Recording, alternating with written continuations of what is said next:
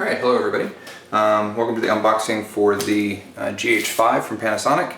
FedEx, or actually UPS just dropped it off today, so excited to dig in.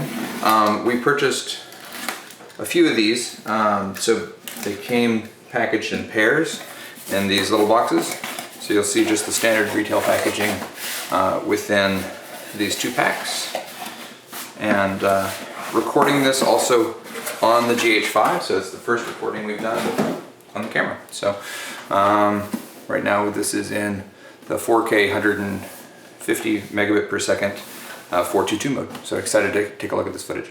Okay, so here's the two. We'll just open one of them right now. And after we're done taking a look at the unboxing, we'll also do a size comparison with the GH2 and the GH4. Actually very similar packaging to both the 2, 3, and 4. If it isn't broken, don't fix it. So the usual flap arrangement. So you have your owner's manual inside. Right up front, they give you the quick start guide for the 4K, 6K photo mode. Since that is a pretty unique new feature on this camera, they're giving you some specific instructions right off the bat. Brochure there. Keep pulling off the flaps, and we get down to the business. So first up is the camera itself in its protective sleeve. We'll get to that momentarily. We've got a GH5 strap. Probably not going to use that too much, but it's nice to have it. And then we get into the batteries and charger. So charger cable, USB cable. So this is a USB-C to USB 3 type 1 cable, nice to have. And the charger. Now this charger is identical to the charger from the GH4, which is wonderful news. Thank you, Panasonic. Appreciate having to not invest in new batteries. Speaking of batteries, here it is. So you can see absolutely identical to the battery from the GH4. That's fantastic. We'll get that charged up. And then we have the HDMI lockout.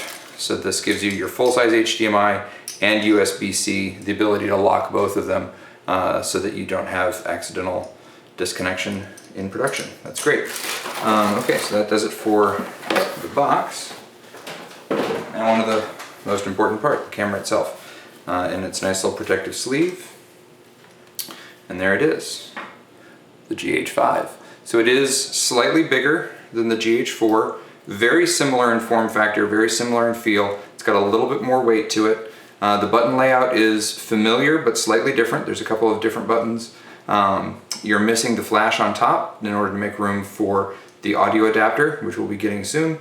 You have the addition now of a joystick, larger, higher resolution LCD, with the most important changes, 2 full-size SD card slots and full-size locking HDMI and USB-C.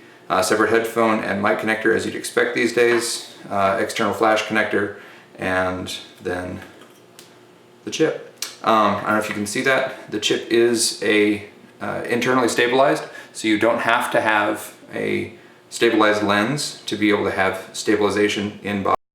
If you do have a stabilized lens that meets the Panasonic requirements, you get the benefit of having more stabilization.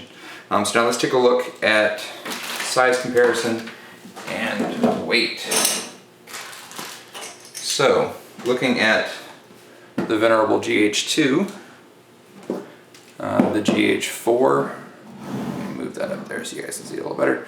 GH2, GH4, and now the GH5. So you can see there's a nice progression up from one to the other.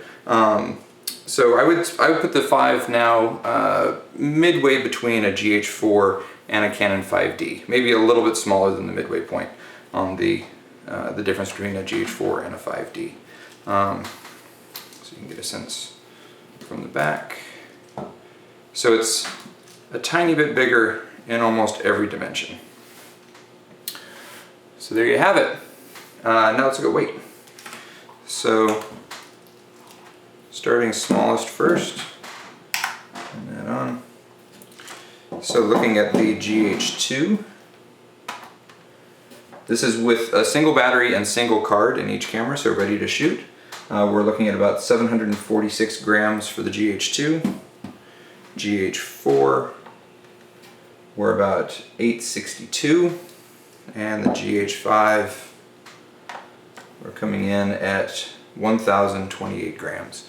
So certainly a little bit heftier, a little bit heavier, a little bit bigger, but certainly not unwieldy, certainly not a big camera by any stretch. This is still a very compact unit. Feels good in the hand. Can't wait to see how the footage looks. Thanks.